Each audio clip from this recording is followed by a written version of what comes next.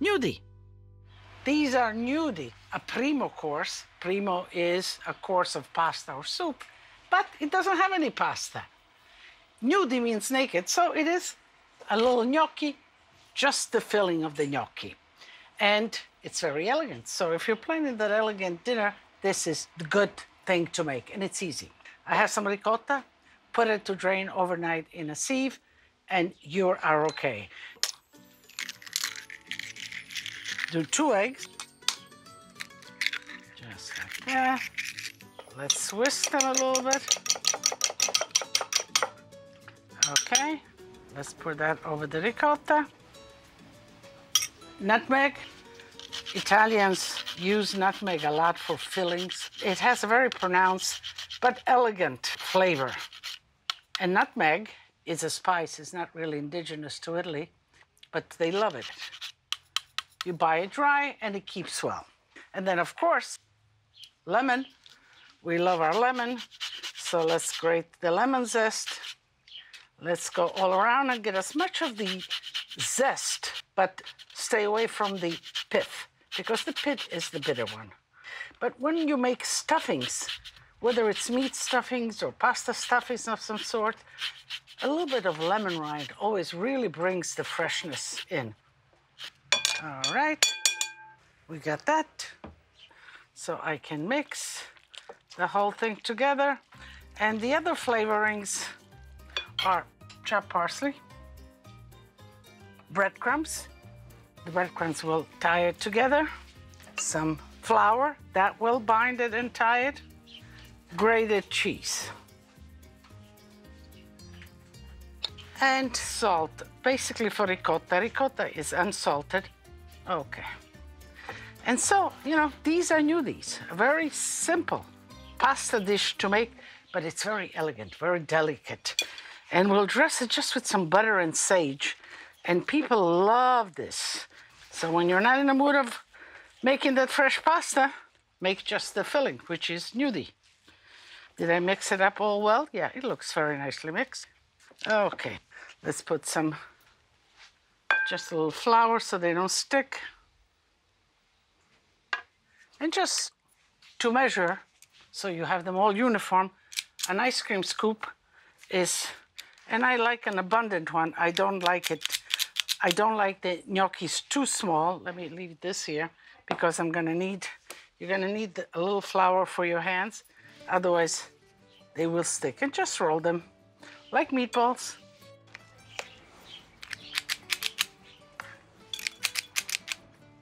Okay. You can make them ahead of time, a few hours. Keep them in the refrigerator, and then you boil them when you're ready to serve them. Okay, you got that, right? So far, so good? All right. So here we are with the gnudis. I have a pot of water boiling, just like you do for pasta.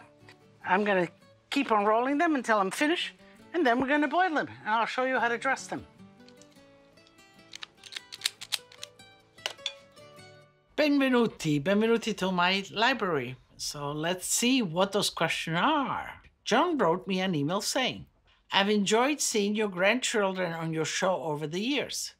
It seems that some of them are now old enough to have a kitchen of their own. Yes. What would be your recommendation for essential tools or equipment that they should get first for their new home kitchen?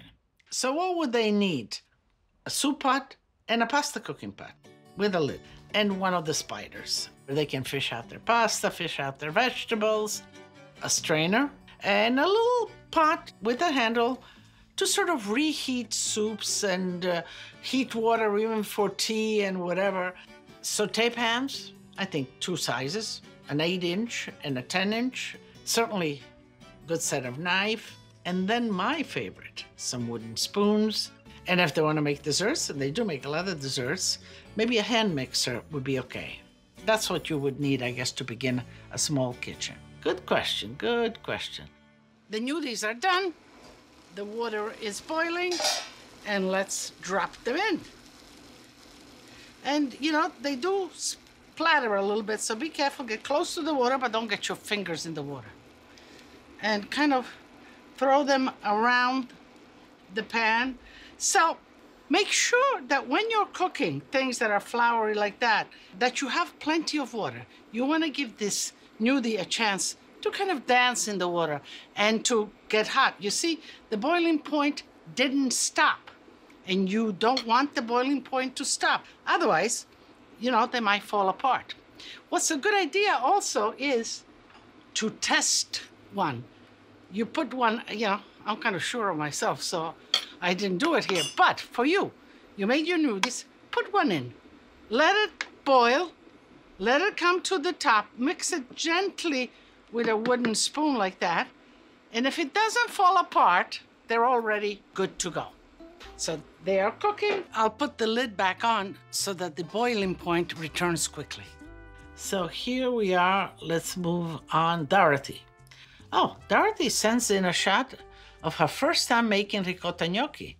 She says they are almost as good as her grandmother's. We want to see this. I'm curious to see her gnocchi. Oh, looking good. Congratulations, Dorothy. I'm sure your grandmother will be proud. Let's check the gnudis. All right. They're bubbling away. They have floated. You see, first they come to the top. You know, they bubble down, cook. Then they come to the top. But then you have to give them another 5 minutes, 7 minutes for them to finish cooking. So let's make the sauce now. And again, you know, I'm trying to save you on work on washing the pots. I'm gonna make the sauce right on top of this. Use the heat of the water to make the sauce. So sage leaves, here they go, and butter. Just like that. If you use salted butter, just gauge yourself. If you use unsalted butter, put a little bit of salt in here, and fresh ground pepper.